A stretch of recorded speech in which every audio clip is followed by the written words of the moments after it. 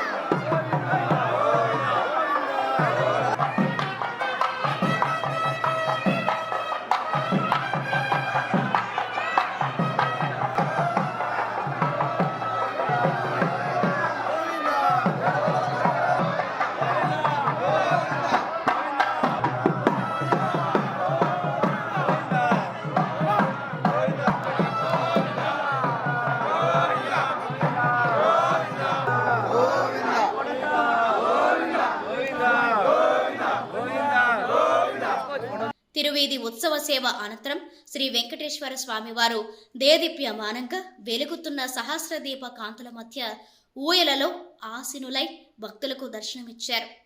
అర్చక స్వాములు వేద మంత్రోచ్చరణలతో శ్రీ స్వామివారిని అర్చించి మహామంగళహారతులు సమర్పించారు. భక్తులు నయన మనోహరంగా శ్రీవారిని దర్శించి ఆనంద పరవశులైనారు.